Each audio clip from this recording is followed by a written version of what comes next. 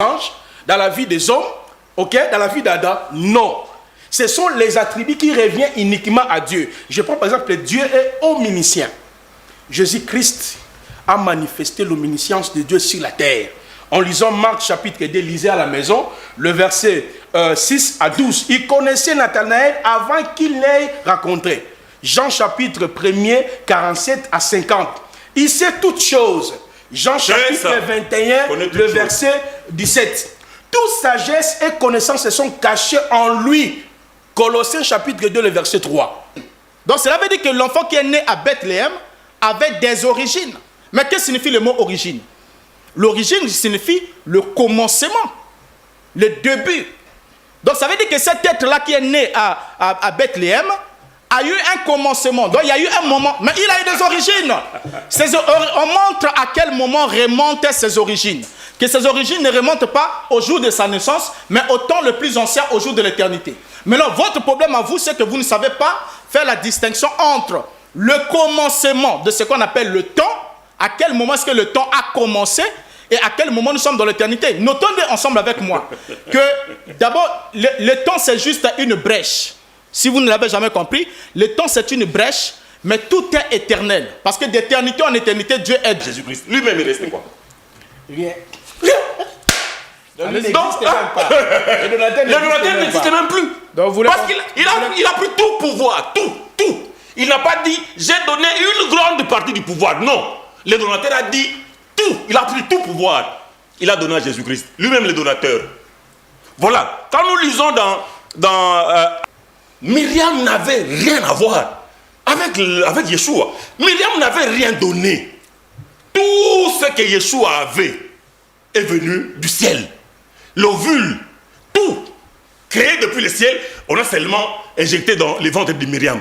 À telle enseigne que le Seigneur l'appelait toujours femme. Qu'y a-t-il entre toi et moi? Il n'avait aucune relation. C'est seulement pour que la prophétie s'accomplisse quand on a dit une vierge allait concevoir. C'était ça. Et on a choisi une vierge, Myriam. Mais il n'y avait aucune relation de fils et mère entre Yeshua et Myriam. Il ne l'a jamais appelée maman ni mère. C'était toujours femme. Femme. Hein? À la croix, il a dit à Yohanan.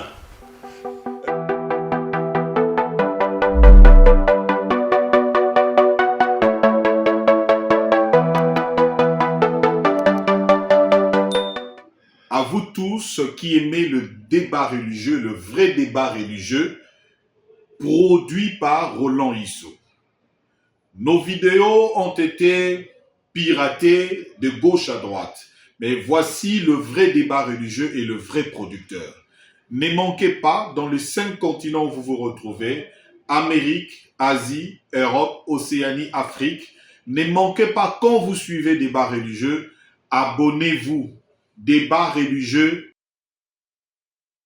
Nous sommes très heureux de savoir que vous aimez d'abord votre émission Débat religieux et vous nous proposez également des thématiques importantes pour nous permettre de parvenir auprès de vous de réflexions, d'analyses, afin que les gens soient éclairés par rapport au sujet du débat. Et aujourd'hui, de manière aussi particulière, comme nous l'avons annoncé dans le jour passé, une émission qui a manqué d'être réalisée la semaine passée. Et aujourd'hui, nous sommes là en direct sur Tosungana Télévision et bien entendu aussi sur Molière Canal+. Nous parlons aujourd'hui de Jésus-Christ. Qui est réellement ce Jésus-là? Et la grande question est celle de savoir, est-ce que Jésus-Christ est Dieu? Dieu au sens propre du terme, parce que lorsqu'on veut parler de Dieu, le terme nous renvoie beaucoup plus à un sujet d'adoration. C'est lui qui a créé le monde, c'est lui qui a créé l'homme, le Dieu créateur. Jésus-Christ, Dieu ou pas Dieu? C'est ce qui sera démontré tout au long de ce débat d'aujourd'hui. Pendant 1h30, 2h, les co-débatteurs vont pouvoir donner les arguments dans les Écritures, dans la Bible, parce que nous en parlons dans la Bible. Jésus-Christ, Dieu ou pas Dieu, dans la Bible. Alors nous recevons pour vous 3 invités, 3 pasteurs qui sont là avec nous. Le premier, c'est le docteur Renaud Boris Mbota, enseignant de la parole de Dieu. Il nous vient de la République du Congo, que nous appelons Congo-Brazzaville. Il fut un ancien pasteur du message du temps de la fin, que nous appelons le mouvement dans le commun de mortels, donc un ancien pasteur branhamiste. Aujourd'hui, il a abandonné le message du temps de la fin et il se consacre à la recherche pour découvrir ce que la Bible dit à propos de tous les messages. Le message de Jésus. Pasteur, docteur Boris, bienvenue. Merci, monsieur le journaliste. De l'autre côté, on retrouve également de pasteurs, mais des invités aussi permanents de l'émission Débat religieux. On retrouve 2 pasteurs qui sont avec nous. Il y a premièrement, je cite le pasteur Anthony Chamba. Le pasteur Anthony Chamba est pasteur au sein de l'église primitive, toujours dans le message du temps de la fin. Pour dire, le pasteur Anthony Chamba est jusqu'à présent dans le commun de mortels branhamiste, pasteur branhamiste, comme on le dit. Bien que le terme est dit à tort et à travers. Le terme est péjoratif. Voilà, il est péjoratif. Oui, nous sommes des chrétiens, mais nous croyons au message apporté par le prophète William Marion Branham. Dit le message du temps de la fin. Le message du temps de la fin. Voilà. Donc, quand on dit branhamiste, c'est pour permettre aux gens de nous identifier. De vous identifier facilement. Voilà. Merci beaucoup, pasteur Anthony. Et je rappelle que vous êtes, je l'ai dit tout à l'heure, dans l'église primitive. D'Adonai Yeshua Hamashia avec le pasteur Pierre Kassambakana. Voilà. Et nous avons aussi un autre invité permanent. C'est le prophète Placide Massé Bolamou. Il est du mouvement réformiste. Prophète, bienvenue. Merci beaucoup, monsieur le journaliste. Voilà. Alors, la grande question, c'est un débat qui a déjà commencé depuis le IVe siècle. Des conciles se réunissaient pour définir quelle était la nature de Jésus-Christ. Il était réellement Dieu ou il n'était pas Dieu? Est-ce que la divinité habitait en lui? Est-ce qu'il avait posé des actes divins d'un Dieu vis-à-vis de l'humanité? C'est tout de suite le débat. La grande question est posée. Docteur Boris Mbota, Jésus-Christ, il est Dieu ou il n'est pas Dieu? Bien, merci monsieur le journaliste. Allez-y. Merci beaucoup. Et je crois que c'est une grande question, comme vous l'avez dit en introduction ici. La question ne date pas d'aujourd'hui. Et cette question date depuis de l'époque de la Bible. Et quant à l'époque de la Bible, nous voyons déjà le Seigneur Yeshua Hamashiach qui était au niveau de Césarée de Philippe, qui a posé la question à ses disciples, dans Matthieu chapitre 16. Il leur dit, qui dit-on que je suis, moi le Fils de l'homme? Et chacun des disciples a donné une réponse. Les uns disent que tu es Élie, d'autres disent que tu es Jean-Baptiste, d'autres disent ainsi de suite. Et en dernier recours, le Seigneur leur pose alors la question, mais vous, qui dites-vous que je suis? Donc ça veut dire que la question sur l'identité de Yeshua a déjà été posée. Et c'est lui-même qui est même l'initiateur de cette question. Il a commencé d'abord à poser cette question à ses disciples pour savoir ce que les disciples avaient de son identité. Alors, lorsqu'il pose cette question à Pierre pour la deuxième fois, et vous, leur dit-il, qui dites-vous que je suis? Nous sommes dans Matthieu chapitre 16, le verset 15 à 16. La Bible dit au verset 16, Simon Pierre répondit, tu es le Christ, le Fils du Dieu vivant. Et lorsque Simon Pierre donne cette réponse, à la deuxième question qui a été posée, il identifie Yeshua, qui s'est présenté d'abord aux disciples comme étant le Fils de l'homme. Il identifie comme étant le Mashiach, le Fils du Dieu vivant. Alors le verset 17, Yeshua va alors, après avoir obtenu la réponse, on va maintenant voir l'attitude de Yeshua pour voir si il avait accepté cette réponse comme un maître qui pose la question aux élèves. Et si la réponse est juste, il valide la réponse. Ou si la réponse est fausse, il rejette la réponse et repose la question à celui qui pourra apporter une réponse meilleure. Alors, Yeshua répond au verset 17, il est dit, Jésus reprenant la parole leur dit, « Tu es erré, Simon, fils de Jonas, car ce ne sont pas la chair et le sang qui t'ont révélé cela, mais c'est mon Père qui est dans les cieux. » Donc vous voyez déjà ici, la réponse donnée par Simon-Pierre, Yeshua confirme cette réponse comme étant une réponse qui vient de l'ultime révélation de la part du Père, et que c'est le Père qui leur a révélé l'identité de qui était Yeshua. Et Yeshua dit, tu es erré, Simon, fils de Jonas. En d'autres termes, s'il n'avait pas la connaissance, s'il n'avait pas reçu la révélation de la part du Père sur l'identité de Yeshua comme étant le fils d'Élohim, le Mashiach, fils d'Élohim, il ne serait pas heureux. Mais ce qui fait qu'il soit heureux, qu'il soit béatifié, qu'il ait cette béatitude à son égard, c'est parce qu'il venait de recevoir la révélation de la part du Père qui témoignait de l'identité de Yeshua comme étant le fils d'Élohim. Alors, malgré cela, les disciples, eux, ils ont cru.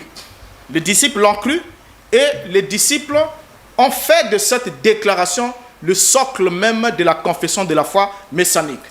De sorte que même lorsque Jean écrit son épître, l'évangile de Jean, au chapitre 30, le verset, pratiquement le dernier verset du chapitre 30, qu'est-ce que nous lisons à propos de Jean? Jean 30 n'existe pas. Jean 30 n'existe pas. Non, excusez-moi, Jean chapitre 20, le verset 30 jusqu'au verset 31, il a dit, Jésus a fait encore en présence de ses disciples beaucoup d'autres miracles qui ne sont pas écrits dans ces livres. Mais ces choses ont été écrites afin que vous croyiez que Jésus est le Christ, le Fils de Dieu, et qu'en croyant, vous ayez la vie en son nom. Donc, à partir de ce moment, nous voyons cette conclusion qui dit absolument tout. Et dans cette conclusion, l'apôtre Jean, qui a écrit tout ce qu'on a lu dans l'évangile de Jean, commençons de Jean chapitre 1er jusqu'au dernier chapitre, tous les miracles qui ont été accomplis dans la vie de Yeshua, ou par Yeshua, ou par son entremise, n'avaient qu'un seul objectif. Et le but à atteindre, c'était afin que ceux qui ont connaissance de ces miracles, ces quelques miracles qui ont été écrits, alors qu'il y en avait d'autres qui n'étaient pas écrits, mais ces quelques miracles qui ont été écrits n'avaient qu'un seul objectif, celui de permettre à ce que ceux qui auront connaissance de ces miracles puissent prendre alors conscience et croire. Qu'est-ce qu'ils devraient croire? Qu'ils croient que Jésus est le Mashiach, le Fils de Dieu vivant, et qu'en croyant, ils aient la vie en son nom. Et c'est à partir de ce moment-là que vous allez vous rendre compte que les apôtres ont fait de la filiation divine de Yeshua le socle même de leur enseignement, le socle même de leur prédication. Parce que toute la promesse se reposait sur ce point-là. Et les apôtres ont commencé à prêcher. Ils ont commencé à prêcher la filiation divine de Yeshua. Et lorsqu'on arrive avec Paul, qui est l'apôtre appelé avec son appel par excellence, Paul, lorsqu'il s'est converti, la Bible nous dit, lorsque les écailles sont tombées de ses yeux et qu'il a été baptisé du Saint-Esprit, il est sorti, il est rentré dans la synagogue et il a commencé à prêcher que Jésus est le Fils de Dieu. Là, nous sommes dans Actes chapitre 9. Et lorsque nous arrivons avec Philippe et l'eunuque éthiopien, lorsque l'eunuque éthiopien s'adresse, Philippe parle à l'eunuque, et une fois qu'il a enseigné l'eunuque lui dit, voici les eaux, qu'est-ce qui empêche que je sois baptisé? Alors, l'eunuque, Philippe lui répond, l'eunuque répond à Philippe, je crois que Yeshua, c'est Philippe plutôt qui dit à l'eunuque, si tu crois, cela est possible. Et l'eunuque répond, je crois que Jésus-Christ est le Fils de Dieu. C'est là que Philippe va dire, arrêtons le char, il va descendre pour le baptiser. Donc vous allez voir qu'au niveau de la foi messianique, des disciples et des apôtres, le fondement de la foi reposait d'abord sur la croyance au fait que Yeshua était le Fils de Dieu. Et en croyant cela, ceux qui entendaient la prédication qui leur était prêchée dans ce sens, croyaient cela et confessaient cela. Et c'était le fondement même, la condition même pour que quelqu'un soit baptisé et identifié. Merci, docteur Boris. Donc, nous retenons de votre intervention, première intervention, que la réponse sur l'identité de Jésus est venue de l'ultime révélateur qui est le Père. Exactement. Qui a donné cette révélation et lui-même le Seigneur confirme, ce n'est pas la chair et le sang, c'est mon Père qui est dans les cieux. Et ça constitue en même temps le soubassement de la foi et de l'enseignement des apôtres. Exactement. Je crois que j'ai résumé. Exactement. Pasteur, vous avez également votre temps. Vous réagissez en premier Vos 5 minutes sont là. Très bien. J'ai suivi sa défense, son intervention. Mais il s'est seulement penché du côté où la Bible dit que Jésus-Christ est le Fils de Dieu. C'est bien. Nous disons Amen. Mais la Bible ne dit pas seulement que Jésus-Christ est le Fils de Dieu. La Bible dit aussi que Jésus-Christ est Dieu. Il y a des passages clairs, comme l'eau des roches, qui disent que Jésus-Christ est Dieu. Maintenant, quand la Bible dit que Jésus-Christ est Fils de Dieu, la Bible aussi a défini ce que c'est que Fils de Dieu veut dire. Parce que lorsque le docteur Maurice Mbota parle de Jésus-Christ comme étant Fils de Dieu, il ne nous a pas défini ce que c'est que Fils de Dieu. Lui, dans sa compréhension, je présume, il pense que Jésus-Christ, c'est comme moi, je suis le Fils et j'ai mon Père qui m'a engendré. Donc mon Père humain qui m'a engendré. Peut-être que dans sa tête, il pense que la relation qu'il y a entre Dieu et Jésus-Christ, c'est la même relation. Jésus-Christ est Fils et il a un Père qui peut être humain. Je ne sais pas, il pourra nous le définir. Mais lorsque la Bible dit que Jésus-Christ est Fils de Dieu, la définition est donnée ici, dans Jean 1, à partir du verset 31. Ici, c'est le témoignage de Jean-Baptiste. Jean-Baptiste dit, « Je ne le connaissais pas, mais c'est afin qu'il fût manifesté à Israël que je suis venu baptiser. » Jean rendit ce témoignage. « J'ai vu l'Esprit descendre du ciel comme une colombe et s'arrêter sur lui. » Mais j'aime plutôt la version qui dit « J'ai vu l'Esprit descendre du ciel comme une colombe et demeurer sur lui. » Je ne le connaissais pas. Mais celui qui m'a envoyé baptiser d'eau, celui-là m'a dit « C'est lui sur qui tu verras l'Esprit descendre et demeurer. C'est celui qui baptise du Saint-Esprit. » Et j'ai vu et j'ai rendu témoignage qu'il est le Fils de Dieu. C'est ça la définition du Fils de Dieu, selon Jean-Baptiste, selon la Bible. Le Fils de Dieu, c'est qui? C'est celui sur qui l'Esprit descend et demeure. C'est celui-là qui est le Fils de Dieu. Maintenant, dans cette citation ou dans ces passages, s'il faut que nous remplacions X par sa valeur normale, nous lirions ceci. À partir du verset 32. Jean rendit ce témoignage. J'ai vu Dieu. Parce que l'esprit, c'est Dieu. Dieu est esprit. Alors on lirait. J'ai vu Dieu descendre du ciel comme une colombe et demeurer sur lui.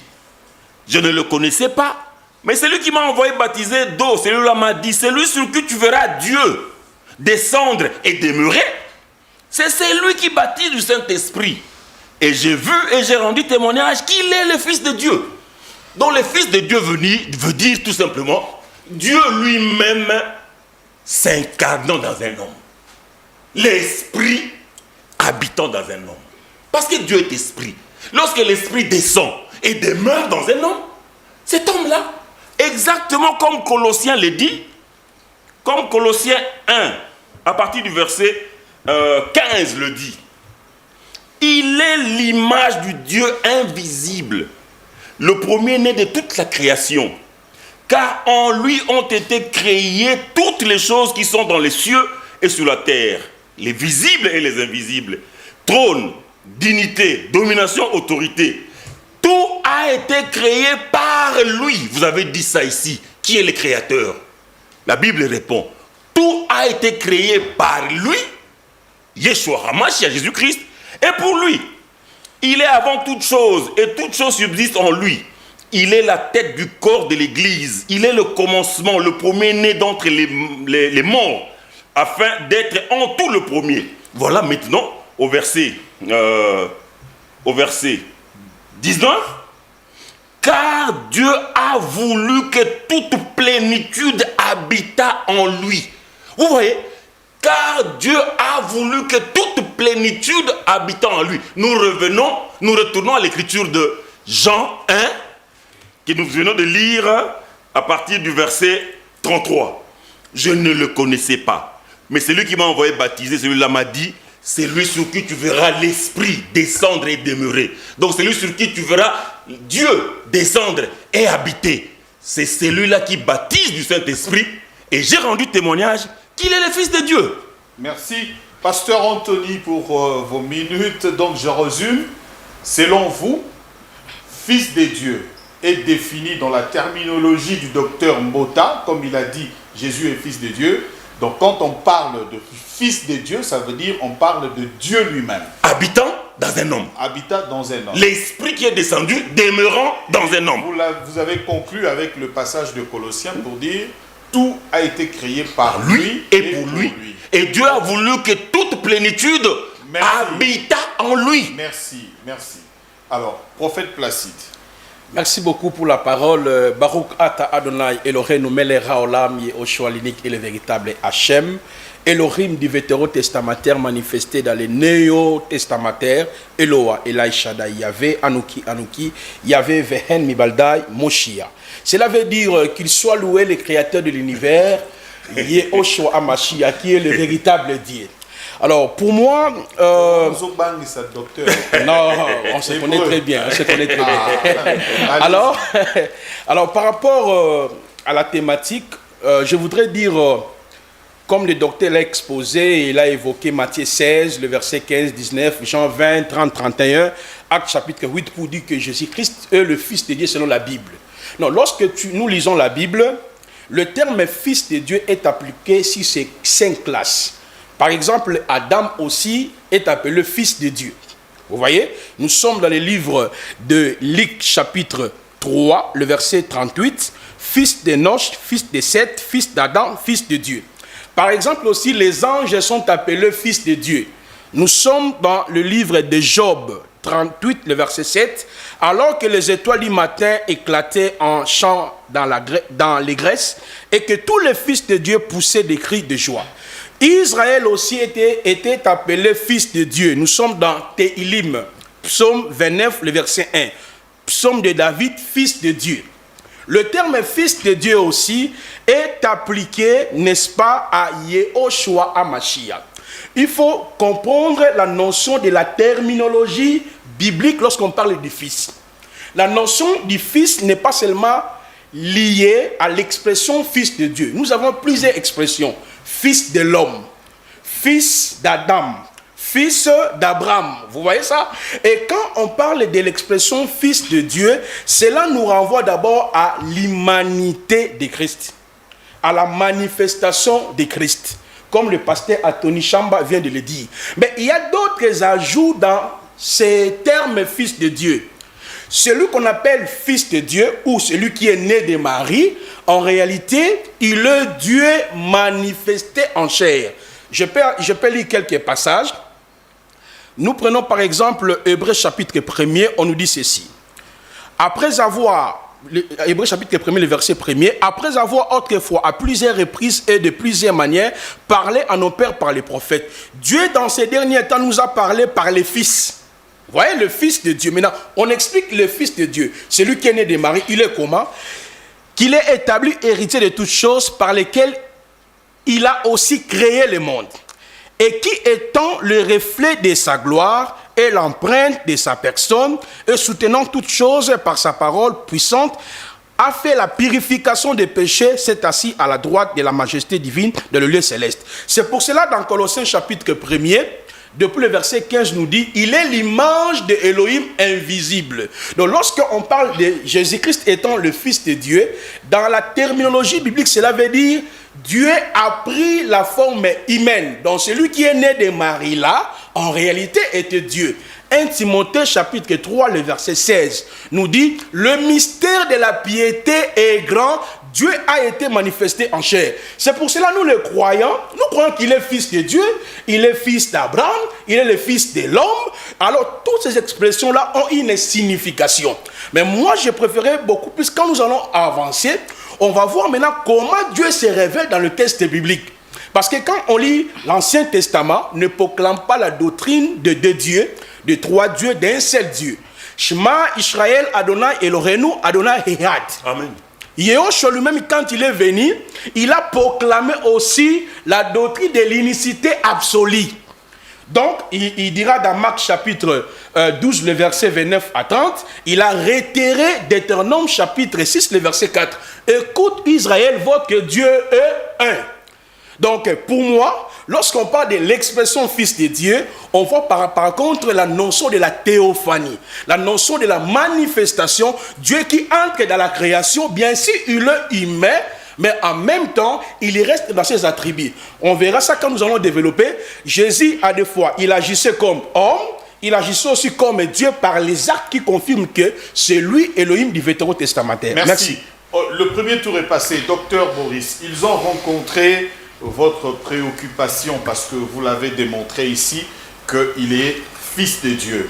Et même le soubassement de l'enseignement confirme qu'il est fils de Dieu et même le soubassement de la foi. Alors, le pasteur et les prophètes ont dit oui, amen, nous croyons qu'il est fils de Dieu, mais ils sont allés au-delà pour dire l'expression fils de Dieu veut dire Dieu demeure là, là. Et ils ont même fait comprendre par les termes hébreux que ça veut dire qu'il est Dieu quand on parle réellement du Fils de Dieu. Alors, votre réaction après ce que vous avez entendu, parce qu'ils ont promis également d'évoluer, de donner les passages, les actes qu'il a posés comme Dieu aussi. Allez-y, docteur. Bien, je crois que c'est déjà une chose importante qu'ils aient reconnu d'abord ce point-là, parce que il fallait d'abord qu'on puisse circoncire le terrain sur lequel nous devons parler. Alors déjà, en rejoignant exactement ce que disent les Écritures, moi je pense que lorsqu'ils ont pris la parole, ils ont parlé, il n'y avait plus de débat. En fait, il n'y a plus de débat. Il n'y a plus de débat, pourquoi? Parce qu'ils ont reconnu la véracité de la parole du Mashiach. Et ça, en tout cas, ils ne pouvaient pas commettre cette erreur-là d'aller à l'encontre de ce que Yeshua qualifie comme étant la révélation ultime sur laquelle il a même promis de bâtir l'Église. Son Église à lui, bien sûr. Et c'est ce qui a fait le fondement même de la foi messianique. Mais seulement, là où vous êtes complètement embrouillé et que je ne vous reconnais pratiquement pas, c'est lorsque vous tentez de déformer le propos de l'apôtre Paul, que vous ne comprenez pas, pour vouloir lui faire dire ce qu'il n'a pas dit. Mais seulement vous n'avez pas connu, au fait vous n'avez pas pris le temps de bien lire Paul. Et vous êtes allé avec beaucoup de précipitation, parce que si j'ai noté des choses à rétorquer ici, ça fera l'objet de toutes les émissions, de plusieurs émissions possibles. Alors, je réponds d'abord à mon cher ami Anthony Chamba, qui nous dit que fils de Dieu signifie que c'est un être humain sur lequel est descendu, Dieu est descendu de la forme d'esprit pour habiter. C'est celui-là un fils de Dieu. C'est archi faux. L'expression fils de Dieu ne commence pas là. C'est Gabriel qui donne d'abord la définition à Marie. Il dit, le Saint-Esprit te couvrira de son ombre. Voilà pourquoi le saint enfant qui naîtra de toi sera appelé fils de Dieu. Il donne la raison. Le saint enfant qui naîtra de toi sera appelé fils de Dieu. Et lorsque Jean rend témoignage qu'il est fils de Dieu, il ne dit pas qu'il est Dieu manifesté dans une forme humaine. C'est faux. Ça, ce n'est pas l'enseignement que les apôtres ont enseigné. Ils ont tous enseigné qu'il y avait une distinction entre Dieu et Christ. Paul l'a dit, 1 Corinthiens chapitre 11, le verset 3, Paul dit, Christ est le chef de tout homme, l'homme est le chef de la femme et Dieu est le chef de Christ. Il établit bien cette hiérarchie-là. Donc, dans l'esprit de Paul, vous ne trouverez pas un seul verset de l'Écriture. Dans l'esprit de Paul, où Paul confond la distinction, confond Dieu le Père avec Yeshua HaMashiach qui est le Fils.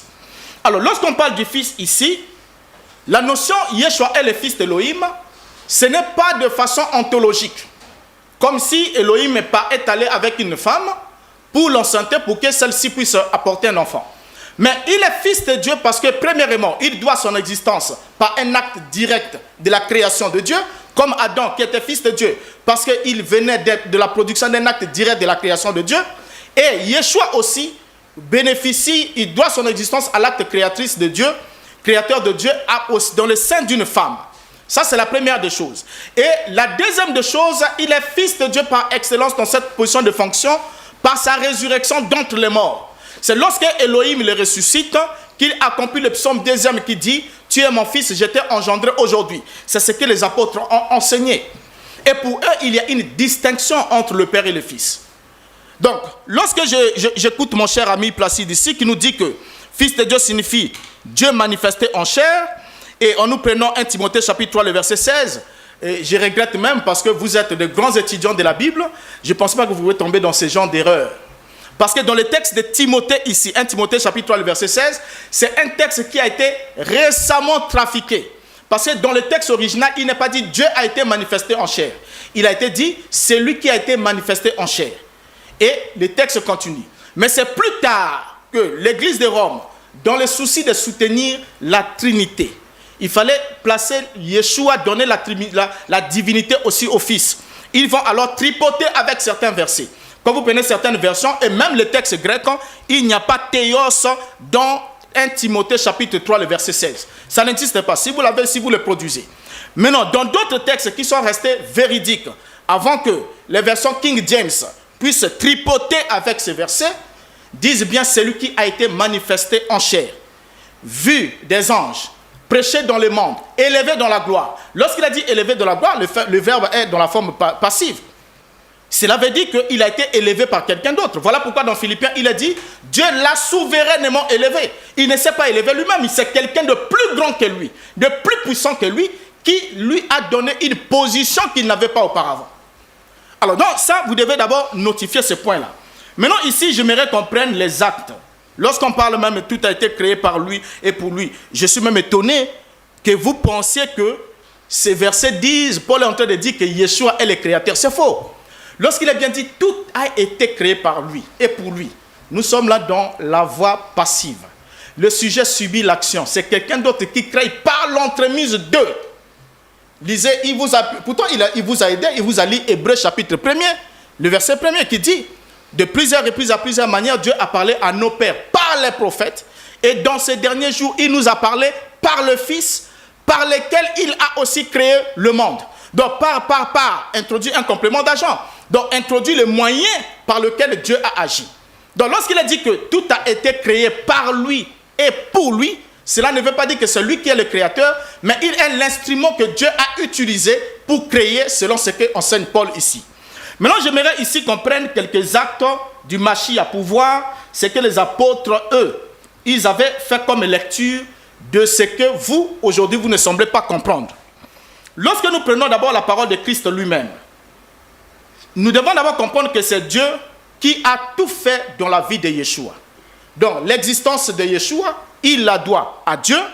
Les actions, les miracles, tout ce qu'il a fait, jusqu'à sa mort, jusqu'à ce qu'il soit ressuscité, c'est Dieu qui le ressuscite. C'est Dieu qui l'élève. C'est Dieu qui le glorifie. C'est ce que les apôtres avaient compris et c'est ce qu'ils ont enseigné. Avant que vous entriez aujourd'hui, après le 4e siècle, parce que l'Église catholique romaine ne vous a pas aidé, parce que eux, leur objectif, lorsqu'ils ont divinisé Jésus, ils voulaient faire de lui Dieu le Fils. Expression d'abord qui n'existe pas dans la parole. Ils ont fait de lui Dieu le Fils, deuxième personne de la Trinité, et le Saint-Esprit étant la troisième personne. Mais seulement vous, quand vous êtes arrivé avec l'enseignement de Sabellius, vous êtes arrivé avec la doctrine modaliste, vous avez supprimé l'être qu'on appelle le Père, le Fils, le Saint-Esprit. Ce ne sont pas des êtres distincts comme tels, mais c'est plutôt des fonctions ou des attributions qu'un seul individu a joué au fil du temps. Et du coup, la divinité que les catholiques ont donnée à Jésus pour faire de lui la deuxième personne de la Trinité, vous l'avez pris et vous avez tout concentré sur lui. Et pour vous, le Père n'existe pas. Il n'existe pas parce que c'est juste un seul être comme ça qu'on appelle Jésus qui a joué plusieurs rôles. Alors maintenant, lorsque nous prenons notre Bible ici, Jean chapitre 14, verset 10, on va lire les Écritures. Jean chapitre 14, verset 10, la Bible dit, « Ne crois-tu pas que je suis dans le Père et que le Père est en moi? Les paroles que je vous dis, je ne le dis pas de moi-même, et le Père qui demeure en moi, c'est lui qui fait les œuvres. » Nous soulignons d'abord, le Père qui demeure en moi, c'est lui qui fait les œuvres. Et lorsqu'on arrive dans Acte 2, verset 22, là l'Église est naissante, dans la première prédication des apôtres. Qu'est-ce que Pierre enseigne? Pierre dit, « Hommes israélites, écoutez ces paroles. Jésus de Nazareth, cet homme à qui Dieu a rendu témoignage devant vous par les miracles, les prodiges et les signes qu'il a opérés par lui au milieu de vous, comme vous le savez vous-même. Donc ici déjà dans ce verset, on voit que c'est Dieu qui a rendu témoignage à Yeshua en opérant des miracles et des prodiges par Yeshua. Et ça, je ne vais pas vous le rappeler, vous avez été sur le banc de l'école. La préposition par sert à exprimer ici le moyen d'action par lequel Dieu a utilisé. Et ce moyen d'action que Dieu a utilisé pour accomplir les miracles, c'était la personne de Yeshua. Donc Yeshua ici dans la prédication de Pierre est présenté comme étant le moyen ou l'instrument que Dieu a utilisé. L'acteur principal, c'est Dieu. Dieu a opéré des miracles par lui. Dans Actes chapitre 2, le verset 24, Dieu l'a ressuscité en le délivrant des liens de la mort parce qu'il n'était pas possible qu'il fût retenu par elle. Merci, docteur. Vous avez fait 10 minutes. Donc, on va revenir.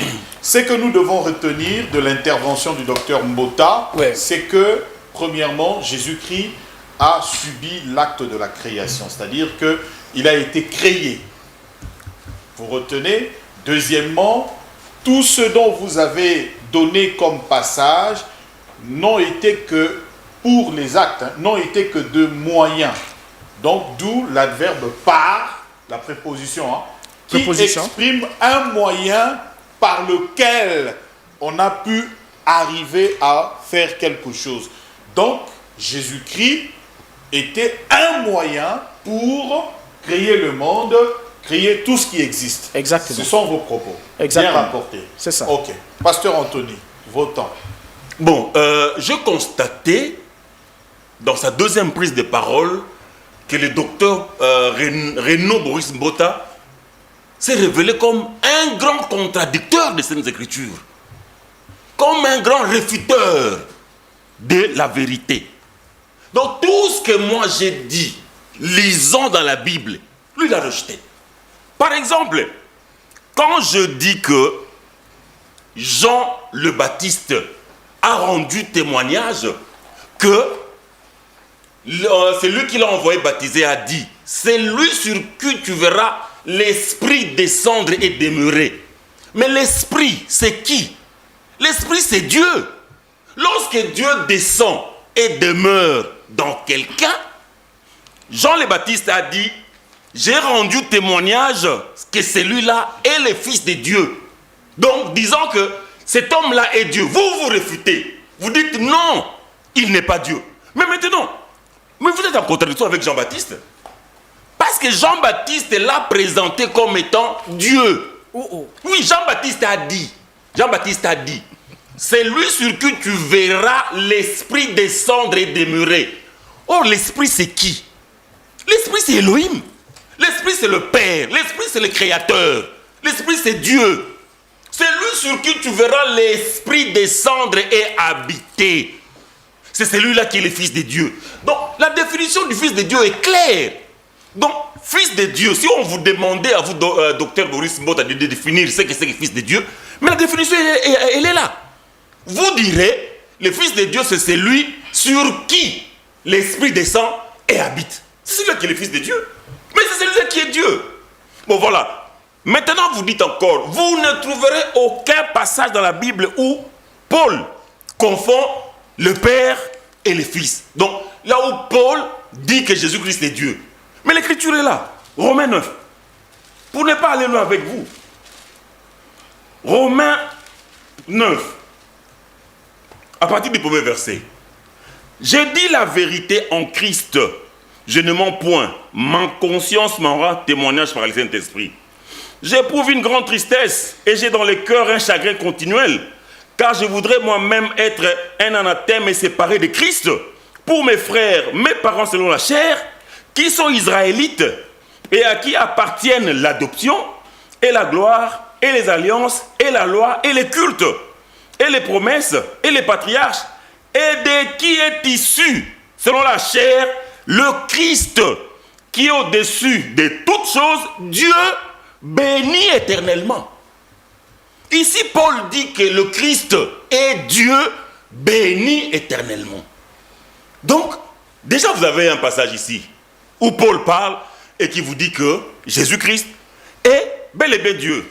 Tite, dans Tite, Paul parle aussi de Jésus-Christ comme étant Elohim. Tite 2, à partir du verset 11. Car, c'est Paul qui parle ici. Car la grâce de Dieu, source de salut pour tous les hommes, a été manifestée. Elle nous enseigne à renoncer à l'impiété et aux convoitises mondaines et à vivre dans les siècles présents selon la sagesse, la justice et la piété, en attendant la bienheureuse espérance et la manifestation de la gloire du grand Dieu et de notre Sauveur, Yeshua HaMashiach. Vous voyez, il y a le « et » des prépositions. C'est-à-dire que nous attendons la manifestation de la gloire du grand Dieu et de notre Sauveur, Yeshua HaMashiach, qui s'est donné lui-même pour nous, afin de nous racheter de toute iniquité et de se faire un peuple qui lui appartienne, purifié par lui et zélé pour les œuvres bonnes. Ici, Paul confirme que le grand Dieu, c'est lui, notre Seigneur, Yeshua HaMashiach. Maintenant, les œuvres de Yeshua HaMashiach, ce sont les œuvres de Dieu. D'abord, vous avez dit que Jésus-Christ a été créé. C'est faux et archi-faux. L'écriture dans Michée. Michée 5, à partir du premier verset. L'écriture dit, « Et toi, Bethléem Ephrata, petit entre les milliers de Juda, de toi sortira pour moi celui qui dominera sur Israël, c'est Yeshua HaMashiach, et dont l'origine remonte aux temps anciens, au jour de l'éternité. » L'origine de Yeshua HaMashiach, Renaud Boris Mbota retient-le, remonte aux temps anciens, au jour de l'éternité. Donc il est éternel. Quelqu'un dont l'origine remonte au jour de l'éternité ne peut pas être créé. C'est lui le créateur, Yeshua HaMashiach. Parce qu'il n'a pas d'origine. Ses origines, c'est l'éternité. Or, l'éternel, c'est seulement le Père. Si nous prenons par exemple Jean, vous avez lu ça. Vous avez lu dans Jean 14, 10. Le Père qui demeure en moi fait ses œuvres. Mais le Père qui demeure en lui fait de lui le Père. Fait de lui Elohim. Regardez maintenant ce qu'il va dire dans Jean 14, 18. Regarde, Jean 14, 18. Le Seigneur dit, « Je ne vous laisserai pas orphelins. Je viendrai à vous. » Qui laisse les orphelins? N'est-ce pas le Père? Donc quand Jésus-Christ dit ici à ses apôtres, « Je ne vous laisserai pas orphelins. » Mais c'est lui leur Père. C'est lui le Père créateur. C'est lui le Père éternel. Je n'ai pas encore fait 10 minutes. Je veux maintenant parler des actes. 10 minutes, je pense. Non, pas 10 minutes. Non, je n'ai pas fait 10 minutes. Bon, maintenant je vais parler des œuvres de Yeshua HaMashiach, comme étant Elohim lui-même. Nous sommes dans Ésaïe 35, à partir du verset 3. La Bible dit, « Fortifie les mains languissantes et affermissez les genoux qui chancellent. Dites à ceux qui ont le cœur troublé, prenez courage, ne craignez point. Voici votre Dieu, Elohim, le Créateur. La vengeance viendra et la rétribution de Dieu. Il viendra lui-même et vous sauvera. » Quand il va venir, la Bible dit, « Alors s'ouvriront les yeux des aveugles, s'ouvriront les oreilles des sourds. Alors les boiteux sautera comme un cerf et la langue du muet éclatera de joie. » Maintenant, ça c'est la prophétie. Lisons maintenant l'accomplissement. L'accomplissement c'est dans Matthieu 11. J'ai lu l'accomplissement et puis je termine. Donc ici on a dit, Dieu allait venir lui-même pour nous sauver. Et quand il allait venir, qu'est-ce qui allait se passer? Alors les yeux des aveugles allaient s'ouvrir. Les oreilles des sourds allaient s'ouvrir. Les boiteux allaient marcher. Maintenant, ça c'est la prophétie. L'accomplissement c'est dans Matthieu 11. Matthieu 11. Jean-Baptiste est dans sa prison. Matthieu 11, 2. Jean, ayant entendu parler dans sa prison des œuvres du Christ, lui fit dire par ses disciples, « Es-tu celui qui doit venir ou devons-nous en attendre un autre ?» Donc, Ésaïe 35. Yeshua leur répondit, « Allez rapporter à Jean ce que vous entendez et vous voyez. Les aveugles voient. » Ésaïe 35. Les boiteux marchent. Ésaïe 35. Les lépreux sont purifiés. Ésaïe 35. Les sourds entendent. Ésaïe 35. Les morts ressuscitent. Et la bonne nouvelle est annoncée aux pauvres. Donc, Ésaïe 35 a trouvé son accomplissement dans Matthieu 11, dans la personne de Yeshua Merci, Hamashiach, qui est pasteur. Dieu, qui est venu lui-même et qui nous a sauvés. Pasteur Anthony, merci. Prophète Placide, allez-y. Baruch Hashem, moi je pense que docteur Boris Mbouta doit être posé. Il ne peut pas entrer dans les qualifications, le frère ne maîtrise pas, il ne comprenne pas les tests. Il a essayé de tricher dans l'histoire pour dire que la Bible a été falsifiée, les tests et tout comme ça. Messieurs, restons dans les tests bibliques. Nous avons déjà des traditions que les savants ont travaillées. Parce qu'il existe deux sortes de manuscrits. Il y a les manuscrits majoritaires et minoritaires. Maintenant, dis-moi, dans quel manuscrit il y a le P52, P53? Si vous avez des manuscrits antiques, montrez-nous ici sur ce plateau, là où, exemple, la version de l'Église catholique, il y a eu des... Non, il ne faut pas entrer là-bas. Dans la Bible, on nous dit, 1 Timothée 3,16, Dieu a été manifesté en chair. Amen. Ne me parle pas des manuscrits parce que tu ne sauras pas sur ce point-là. Parce que je suis fort sur ce point-là. Parce que je vais faire l'appel aux manuscrits. Tu ne sauras même pas. Il ne faut pas embrouiller le débat, chers frères. Alors, c'est vous-même qui êtes dans de confusion énorme. Parce que lorsque nous avons affirmé que Jésus est Dieu, mais parce que plutôt Jésus est fils de Dieu, je l'ai démontré ici. Même les chrétiens sont fils de Dieu. Les anges sont fils de Dieu. Vous voyez? Alors, Adam est fils de Dieu. Mais lorsqu'on dit Jésus est fils de Dieu, cela veut dire quoi? Dieu qui entre dans la création, il reste dans la nature humaine et dans la nature divine. Les tests sont clairs, il n'y a pas par les Grecs. Même on prend ces tests-là en grec, là, ce n'est pas ce que toi tu es en train de dire. J'avance pour dire, j'ai aimé l'exposé de mon grand frère, lorsque Boris Mbouta dit « Jésus n'est pas Dieu ». Mais moi je pense que nous ne lisons pas la même Bible. Parce que le terme Elohim, Dieu, même dans la Bible, est appliqué aux fausses divinités. Est-ce que vous pouvez imaginer? Les fausses divinités sont appelées Dieu. Mais lui il dit que Jésus n'est pas Dieu. Même Satan est appelé Dieu. Les êtres célestes sont appelés Dieu. Mais ça c'est dans quelle Bible? On a des versets, même dans Ésaïe Psaume chapitre 45, le verset 7 à 8, l'accomplissement, on voit ça même dans Hébreux chapitre 1, le verset 8 à 9, c'est pourquoi, oh Dieu, ton Dieu t'a oint. Donc si tu dis que Jésus n'est pas Dieu, même un enfant de l'école ne peut pas dire ça, un lecteur de la parole ne peut pas dire ça. Satan est Dieu, les fausses divinités sont de Dieu. J'ai beaucoup de passages même à présenter. Même le veau d'or que Aaron avait fabriqué, quand tu lis les textes en hébreu, c'est Dieu.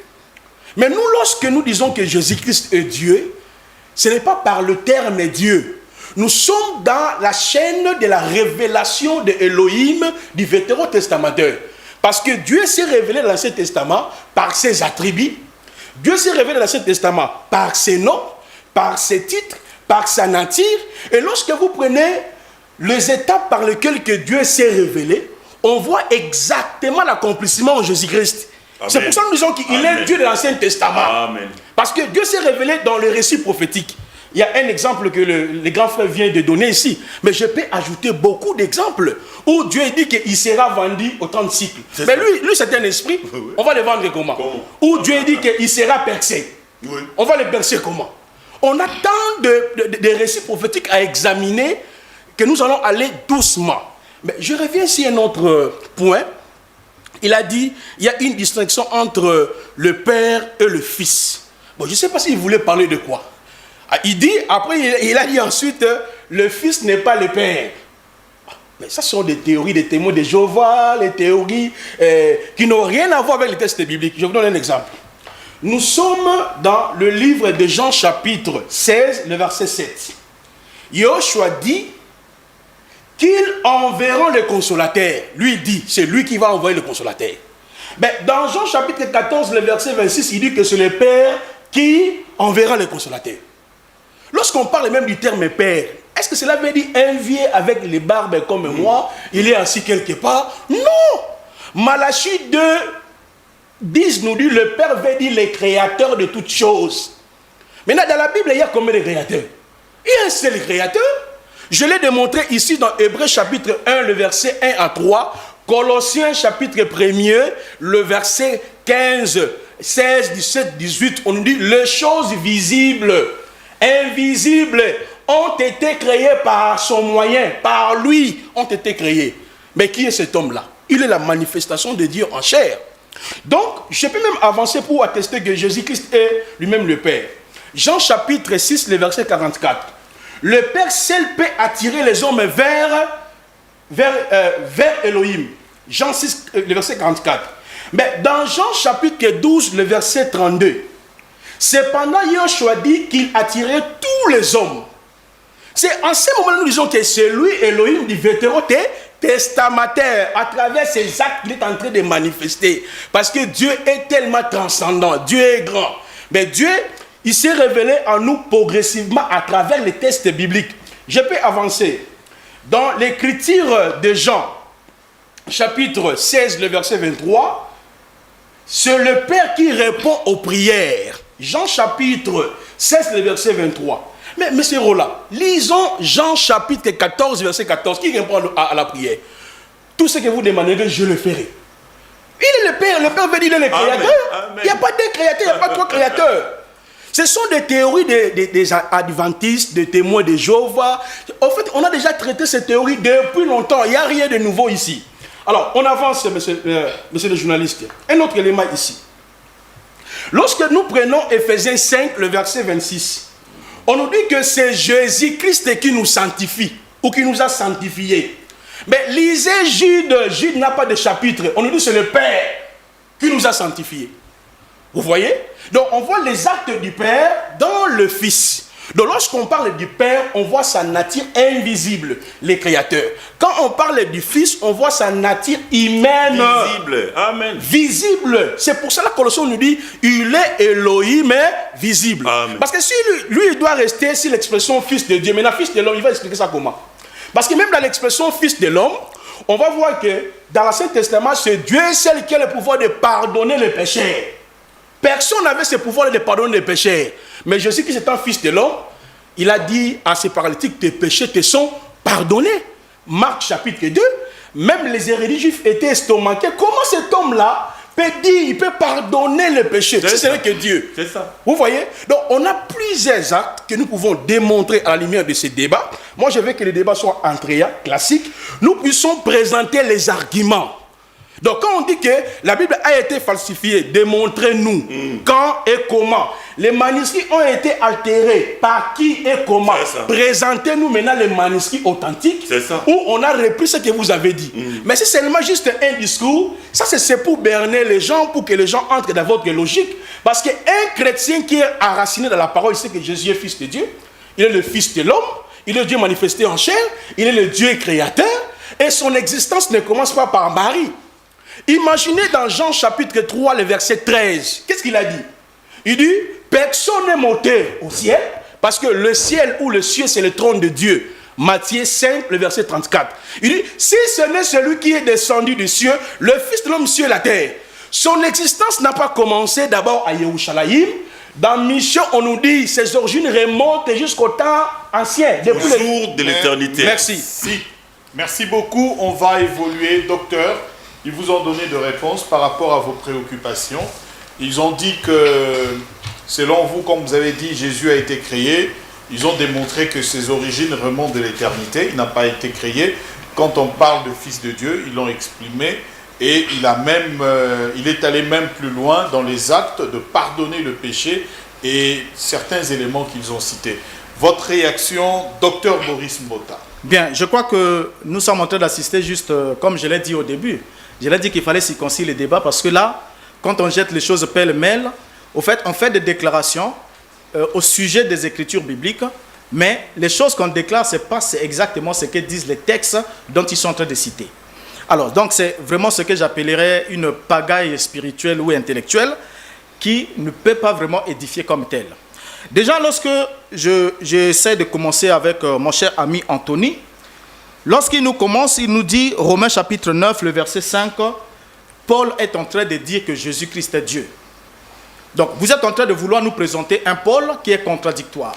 Ça, c'est d'abord dans votre esprit. Vous voulez nous présenter un Paul qui est contradictoire, un Paul qui nous dit dans Éphésiens chapitre 1er, le verset 3, « Béni soit Dieu, le Père de notre Seigneur Jésus-Christ. Un Paul qui présente Dieu comme étant le Père et le Seigneur de Jésus-Christ. Un Paul qui nous dit dans 1 Corinthiens chapitre 15 qu'une fois que le Seigneur Jésus-Christ aura régné et aura soumis tous les ennemis sous ses pieds, lui-même remettra le royaume à celui qui est Dieu et Père, et il sera aussi lui soumis à celui qui est Dieu et Père au-dessus de tout. Donc vous voulez nous emmener à croire que Paul était dans la confusion et que dans ce verset-ci, Paul est en train de confondre l'identité du Fils avec celui de Dieu lui-même. Alors que Paul a enseigné que Dieu est le chef de Christ, tout comme Christ est le chef de tout homme et l'homme est le chef de la femme.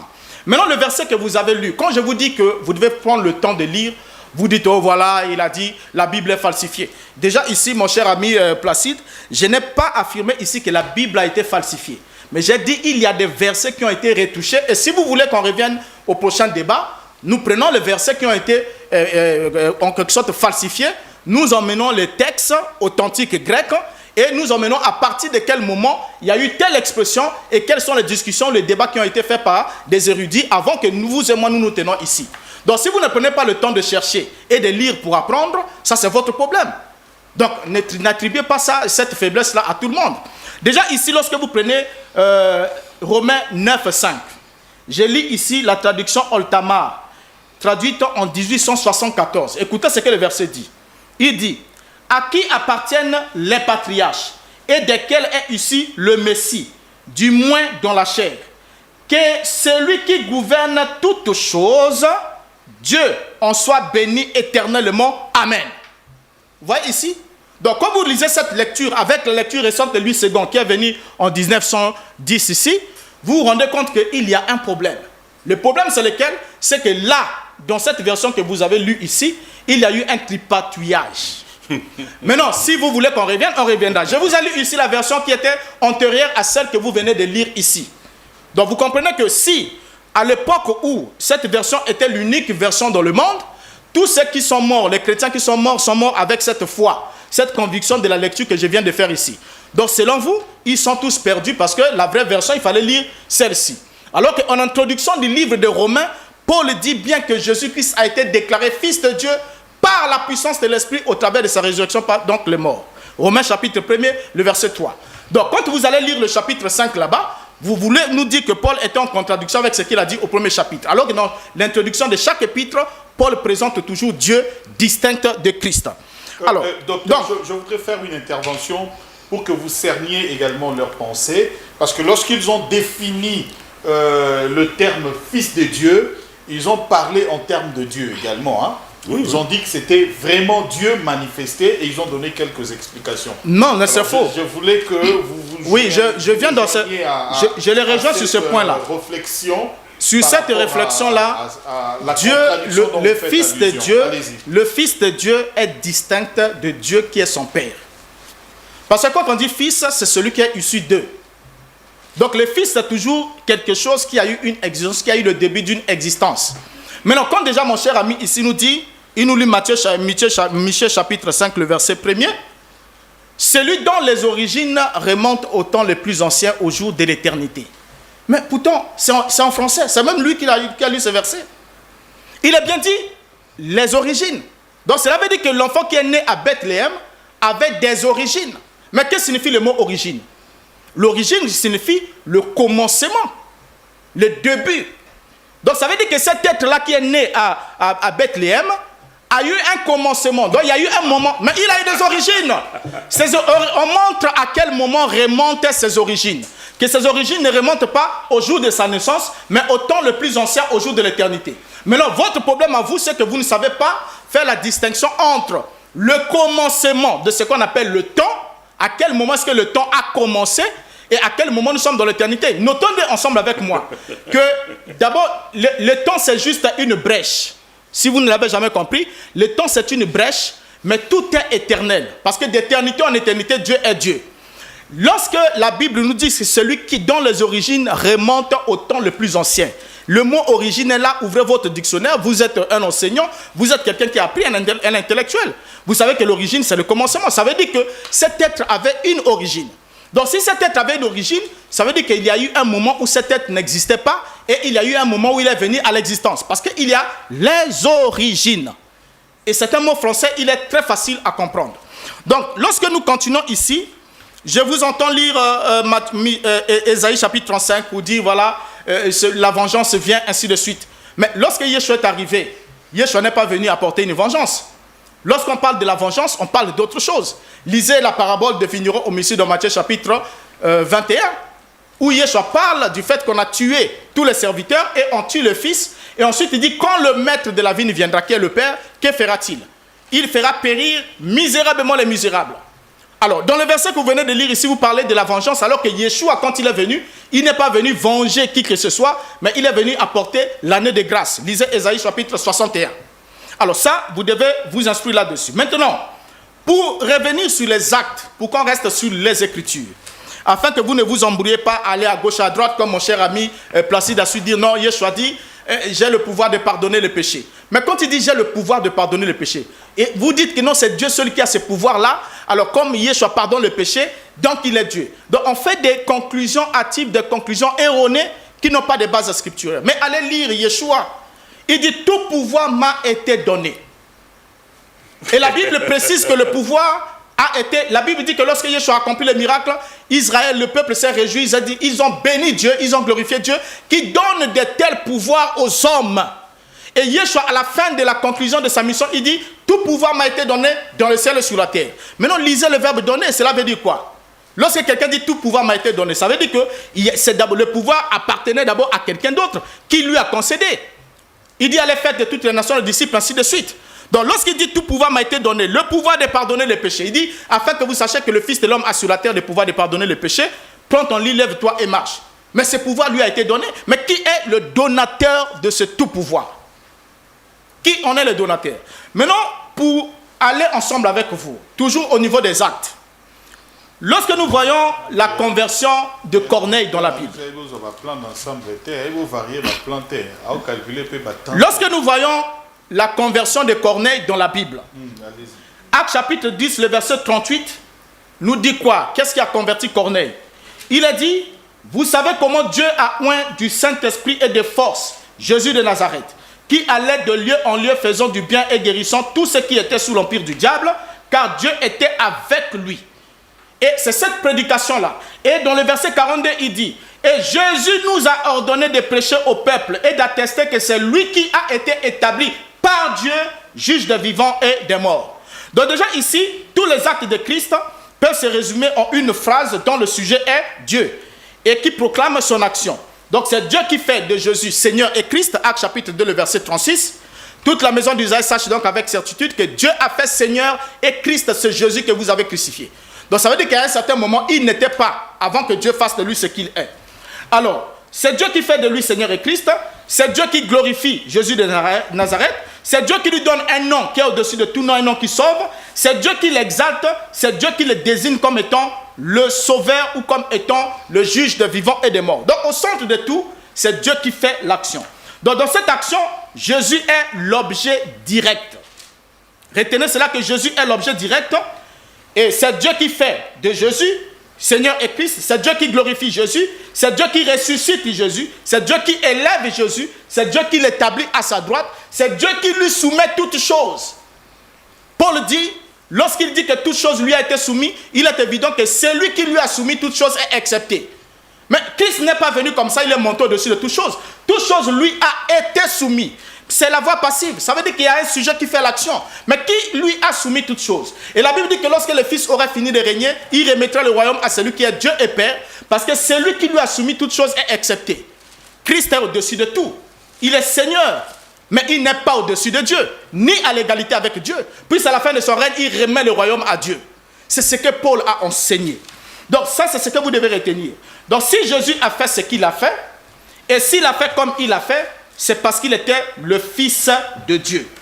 Arrivé sur ce point, vous devez comprendre que le cheminement, le fondement même du salut repose sur ce point-là. Et les apôtres ne commettaient pas cet amalgame-là pour dire Fils de Dieu signifie Dieu. Que l'Esprit qui est descendu du ciel, c'est Dieu parce que Dieu est Esprit. C'est archi faux. Parce que l'Esprit procède. L'Esprit, c'est une puissance agissante. L'Esprit procède du Père et du Fils. Yeshua dit, je prierai le Père et il vous enverra un autre consolateur. Et quand on arrive dans Actes, Pierre explique. Il dit que Jésus a reçu du Père l'Esprit et il a répondu comme vous le voyez et l'entendez maintenant. Donc il a reçu l'Esprit de la part du Père. Et ensuite il répond selon Actes chapitre 2, le discours que Pierre a donné le jour de la Pentecôte. Donc dans tout ce que vous avez donné ici comme version, ce sont des choses un peu dignes des enfants de l'école de dimanche, comme elle le dit. Ça dit qu'ils font le petit écolage où on leur dit, vous voyez ici, quand vous mettez ça, ça fait ceci. Donc Jésus est la personne de Dieu. C'est ce que la Bible n'enseigne pas, ce que les apôtres n'ont pas prêché. Et il a dit que afin que vous croyez que Jésus est le Christ, le Fils de Dieu, et qu'en croyant cela, vous ayez la vie en son nom. Et Jean exprime, il dit que celui qui confessera que Jésus est le Fils de Dieu, Dieu demeure en lui et lui en Dieu. Maintenant, ce que vous confessez que Jésus est Dieu, vous avez quelle base de confession scripturaire? Donnez-le nous. Pasteur Anthony, à vous. Non, mais il est en train de réciter, suivi, hein? Il est en train de réciter des passages bibliques sans en avoir la révélation. C'est la révélation qui lui fait défaut. Voilà. C'est vrai ça. C'est un récitateur. Okay. C'est un récitateur sans révélation. Lui dit que vous êtes de l'école de dimanche. Les enfants, mais je vais lui prouver que je ne suis pas de l'école de dimanche. Je ne suis pas un enfant. Okay. Il cite par exemple, il dit, Jésus-Christ a dit, tout pouvoir m'a été donné. Qui est le donateur? Très bien. Mais le donateur, après qu'il ait donné tout pouvoir, qu'est-ce qu'il lui reste? Tu peux répondre. Quand le donateur a pris tout pouvoir, a remis à Jésus-Christ, lui-même il restait quoi? Rien. Donc, le donateur n'existe même plus. Parce qu'il a pris tout pouvoir, tout. Il n'a pas dit, j'ai donné une grande partie du pouvoir. Non. Le donateur a dit tout. Il a pris tout pouvoir. Il a donné à Jésus-Christ. Lui-même le donateur. Voilà. Quand nous lisons dans Apocalypse 5, vous allez voir que le donateur n'existe même pas. Auquel tu fais allusion. Apocalypse 5. Ici, c'est l'apôtre Yohanan, Jean. Apocalypse 5, 1. Puis je vis dans la main droite de celui qui était assis sur le trône un livre écrit en dedans et en dehors, scellé de 7 sceaux. Et je vis un ange puissant qui criait d'une voix forte, qui est digne d'ouvrir le livre et d'en rompre les sceaux. Écoutez, verset 3. Et personne dans le ciel, ni sous la terre, ne peut ouvrir le livre ni de le regarder. On dit personne au ciel. Où étaient les donateurs? Où était le Père? Ce sont des questions auxquelles vous devez répondre. Hein? Prenez votre stylo et notez. Ce sont des questions, vous devez répondre. On dit, et personne dans le ciel, ni sous la terre, ne peut ouvrir le livre ni le regarder. Et j'ai pleuré beaucoup de ce que personne ne fut trouvé digne d'ouvrir le livre ni de le regarder. Personne. Même pas Dieu le Père. L'écriture est là. Vous allez me montrer, vous allez me dire où était Dieu le Père quand Jean a regardé, il a vu personne. On dit bien personne. Mais regardez. Et l'un des vieillards me dit, ne pleure point. Voici le lion de la tribu de Juda. Alléluia. Les lions de la tribu de Juda. Les rejetons de Daoud a vaincu pour ouvrir le livre et d'en rompre les 7 sceaux. Yes. Voilà. Celui qui est digne. C'est celui-là que nous devons adorer. Et puis le 24 est veillard, le 24 est vivant l'adore. Parce que oui. C'est magnifique. Parce qu'au ciel, il n'y avait personne. Personne. Maintenant, j'en arrive avec vous dans Michée 5. Où vous déployez beaucoup d'énergie, beaucoup de force pour parler des origines de Yeshua. Mais on dit ceci. Celui dont l'origine remonte aux temps anciens, au jour de l'éternité. Mais c'est-à-dire qu'il est éternel. Oh. Le jour de l'éternité veut dire quoi? Selon les Français que tu as, les bons Français que tu parles là. Le jour de l'éternité veut dire quoi? Expliquez aux téléspectateurs. Expliquez-nous, les jours de l'éternité veut dire quoi? Ça veut dire quoi? Le mot éternel, ça veut dire ni commencement. Le mot ni fin. éternel, c'est ce qui a ni commencement ni fin. Mais on dit maintenant l'origine de Yeshua, voilà. C'est celle-là. Ni commencement, ni fin. Alléluia. C'est le jour de l'éternité.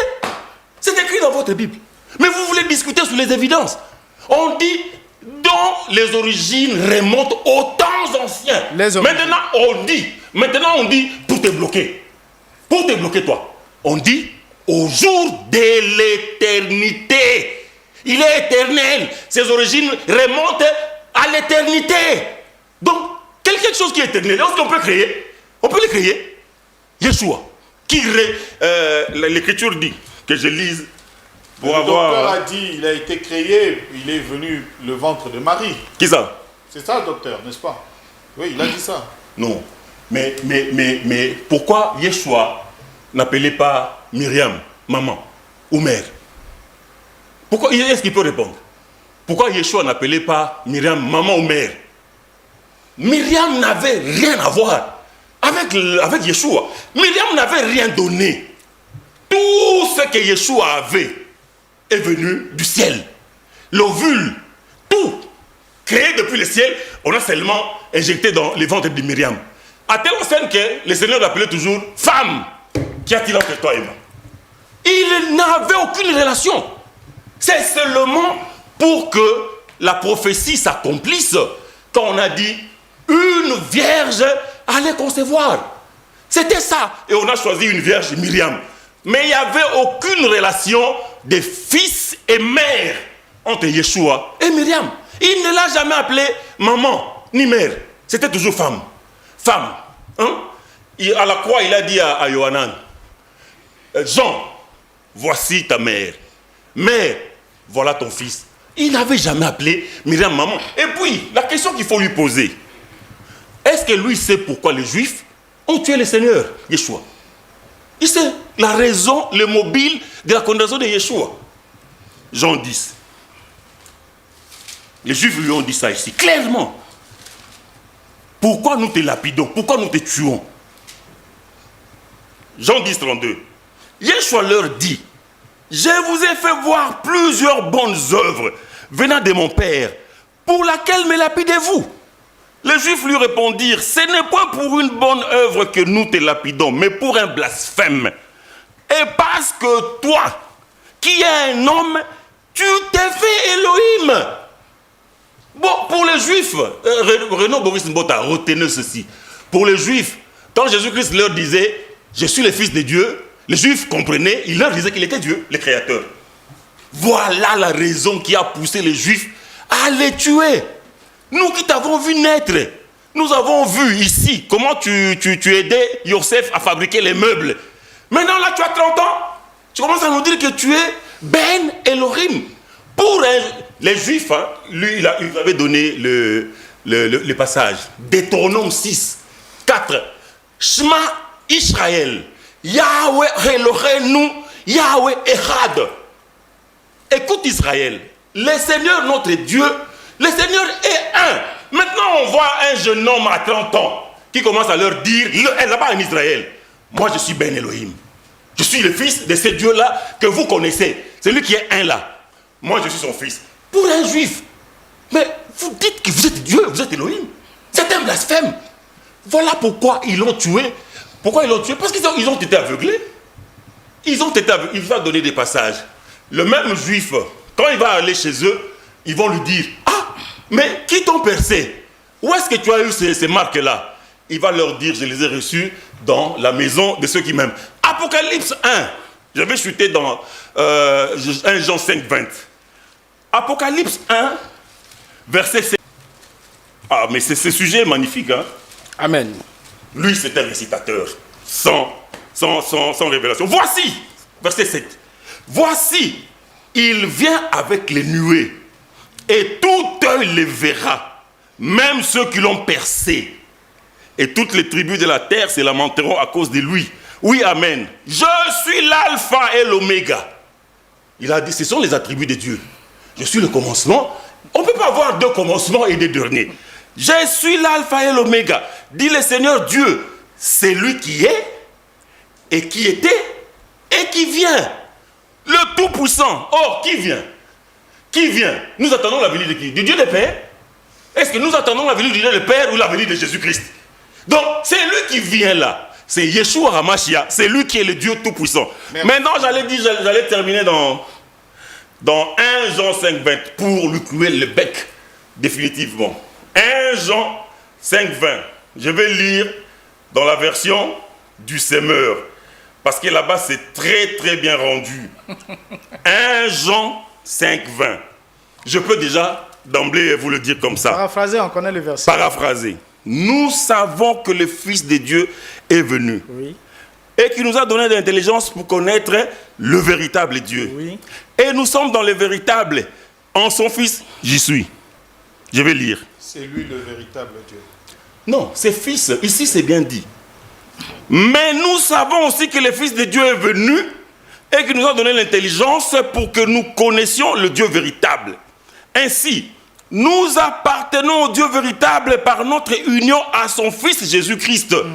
Ce Fils est lui-même le Dieu véritable et la vie éternelle. Alléluia. Donc, si toi tu ne comprends pas ça, c'est que Dieu ne t'a pas donné l'intelligence. Tu es Alors, perdu. Prophète Placide, on vous prend rapidement et puis on va... Très bien. Au fait, Dr Mbouta dit si Mbouta, il dit si Jésus-Christ faisait les miracles, il faisait tout parce que il était fils de Dieu. Mais nous avons dit aussi, l'expression fils de Dieu est appliquée aussi à nous, les chrétiens. Galates 3, le verset 26. Est-ce qu'on peut faire tout ce que Christ a fait? Est-ce que moi j'ai le pouvoir d'expier le péché? Non. Là, ce sont des attributs qui sont réservés uniquement pour Dieu. Et ce qui complique un peu notre bien-aimé, c'est au sujet de la double nature de Christ dans les textes bibliques. Quand tu lis les textes bibliques, il faut voir là où Christ agit comme humain, là où il agit comme Dieu. Donc, il n'arrive pas à faire le distinguo entre Jésus-Christ qui parle comme humain, Jésus-Christ qui parle comme Dieu. Je viens de dire tantôt, Dieu dans sa manière de se révéler aux êtres humains a ces attributs qu'on appelle les attributs non moraux de Dieu. Et les attributs non moraux de Dieu sont au nombre de 5. Il ne les partage aucune autre créature, que ce soit Satan, les démons, moi Placide, ce sont les attributs qui sont réservés uniquement pour Dieu. Mais Dieu n'a pas seulement les attributs non moraux, il a aussi les attributs moraux qui communiquent avec les êtres humains, l'amour et la paix. Est-ce que M. Mbouta peut me dire les 5 attributs non moraux de Dieu là, comme tous nous sommes fils de Dieu, les anges sont fils de Dieu, est-ce que les attributs non moraux là se retrouvent dans la vie des anges, dans la vie des hommes, ok, dans la vie d'Adam? Non. Ce sont les attributs qui reviennent uniquement à Dieu. Je prends par exemple, Dieu est omniscient. Jésus-Christ a manifesté l'omniscience de Dieu sur la terre. En lisant Marc chapitre 2, lisez à la maison, le verset 6 à 12. Il connaissait Nathanaël avant qu'il l'ait rencontré. Jean chapitre 1er, 47 à 50. Il sait toutes choses. Jean chapitre 21, le verset 17. Toute sagesse et connaissance se sont cachées en lui. Colossiens chapitre 2, le verset 3. Est-ce qu'il peut me dire, moi, placé en tant que fils de Dieu? Parce que moi, je suis fils de Dieu. C'est pour cela qu'on est en train de lui expliquer. Quand on dit Placide est fils de Dieu, Adam est fils de Dieu, les anges sont fils de Dieu, Jésus est fils de Dieu, il faut marquer la différence. Amen. Je prends encore un autre attribut. Amen. Amen. Attribut. Elohim est omnipotent, homme de Dieu. C'est-à-dire, c'est lui seul qui est omnipotent. Il a toute la puissance. Mais regardez même le passage que Pasteur Chamba vient de lire. Apocalypse chapitre 1er, le verset 8. Colossiens chapitre 2, le verset 10. Il est le chef de toutes les principautés. Et dans Matthieu chapitre 28, le verset 18, tout pouvoir m'a été donné. On vient de le dire. Oui. Dieu est resté avec quoi? Rien. Parce que le docteur Mbouta s'est réfugié dans 1 Corinthiens 14, verset 23-24, lorsqu'il va remettre le royaume à celui qu'on appelle Dieu le Père. Mais l'apôtre Jean déjà répondait à cette question. Parce que quand le Fils remettra le royaume à celui qui est le Dieu Père, c'est qui va régner. D'après les textes là. C'est Dieu, le Père qui va régner, non? Mais qui règne dans la prophétie biblique? Ce n'est pas Jésus. Apocalypse chapitre 11, 13, 16. C'est lui qui règne. Clair. Parce que celui qui règne, c'est celui qui a été percé. C'est ça. C'est celui qui règne, c'est celui qui vient pour sauver Israël. Je donne 2 passages. Zacharie chapitre 12, le verset 1 à 10. C'est lui-là qui doit régner. Zacharie chapitre 14, verset 1 à 9. C'est lui-là qui doit régner. Mais ramenez Zacharie 12, le verset 1 à 10. Zacharie 14, 1 à 10. Reliez ça avec Actes des Apôtres, chapitre 1, le verset 10 à 12. Vous voyez ça? Reliez ça avec le passage d'Apocalypse, chapitre 1, le verset 8. Mais ce Mbouta, je l'aime beaucoup. C'est un homme qui a quand même la connaissance, mais si le sujet peut-être c'est un envoûtement. Alors, je reviens sur un autre point. Ok? Alors, Jésus-Christ est immuable. Il ne change pas. Il est le même hier, aujourd'hui, éternellement. Ça, c'est dans sa nature. Parce que lui, quand il parle le Fils de Dieu, peut-être que le docteur Mbouté est en train de voir un vieux au ciel qui est un enfant, il appelle Fils de Dieu. C'est ça, certainement. C'est ça dans sa tête. C'est ce que je suis en train de comprendre. Parce que Jésus-Christ est éternel. Ouais. Le vieux vient de confirmer ça. Hébreux chapitre 13, 8. Jésus-Christ est le même hier, aujourd'hui et éternellement. Regardez un autre attribut qui reçoit nos esprits. Ecclésiaste, lisez à la maison, le verset 12 à 7. C'est Dieu qui reçoit les esprits des êtres humains. Si je meurs aujourd'hui, d'après Ecclésiaste 7, monsieur journaliste, je vais lire ça. Les gens, pour ne pas dire que le prophète Placide a ajouté un élément. Regardez très bien. Mouta, c'est notre frère, mais aujourd'hui, vraiment, je ne sais pas s'il était dormi ou là. Peut-être, ce sont les djinns. Hein? Alors, regardez dans Ecclésiaste 12, le verset 7. Les djinns. Non, je l'écoute. Alors, regardez. La parole nous dit quoi dans les textes d'Ecclésiaste chapitre 12, le verset 7. On le redoute, ce qui est élevé, on a des terreurs en chemin. Oh, je lis même un autre, voilà, je prends cette partie-ci. Car l'homme savant vers sa demeure éternelle, et le plaire parcourt le riz. Yehoshua, à la croix, il a dit quoi? Père, entre tes mains, je remets mon esprit. Mais monsieur le journaliste, lisez dans Actes chapitre 7, le verset 58 à 59, Étienne, pendant qu'on lapidait Étienne, qu'est-ce qu'il a dit? Jésus-Christ reçoit mon esprit. Ce sont des théories, des ABCD. C'est pour cela que nous disons que Jésus est Dieu. Un autre élément. Dans le livre de 1 Pierre, chapitre 1er, le verset 10 à 14, on nous dit tous les prophètes de l'Ancien Testament prophétisaient par l'Esprit de Christ qui était en eux. Quand tu vois Ésaïe, tu vois Michée, tu vois Habakkuk, c'est Jésus qui les envoyait. Oh, l'Esprit de Christ est appelé le Saint-Esprit.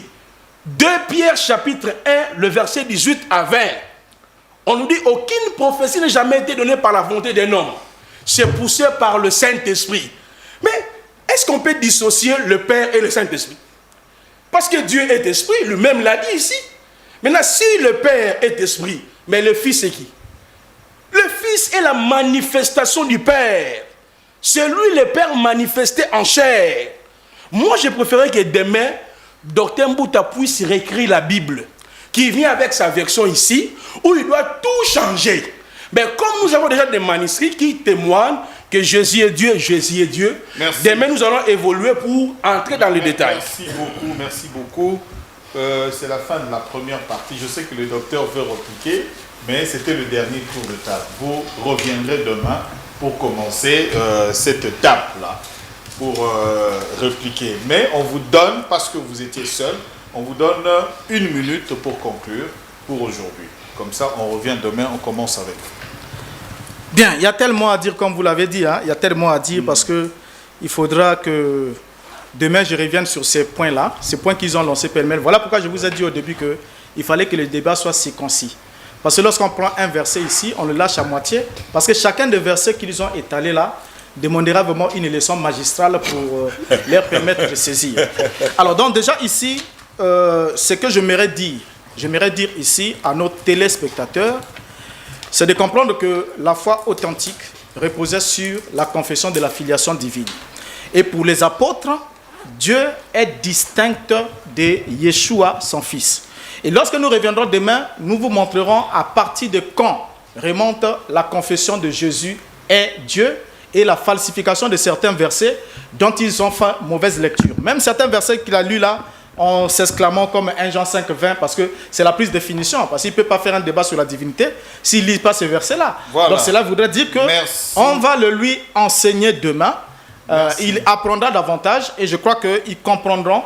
Maintenant, ceux qui sont appelés à la vie, qui sont destinés à la vie, la Bible dit, Jésus a fait beaucoup d'autres miracles, mais ce qui a été écrit a été écrite afin que vous croyiez que Jésus est le Christ, le Fils de Dieu, et qu'en croyant, Merci. vous ayez la vie en son nom. Merci, docteur. Donc il n'y a pas de confession que Jésus est Dieu dans la Bible, Merci, docteur. mais il n'y a que la confession Jésus est le Fils de Dieu qui est Merci, authentique. Merci, pasteur Anthony, merci. Merci beaucoup.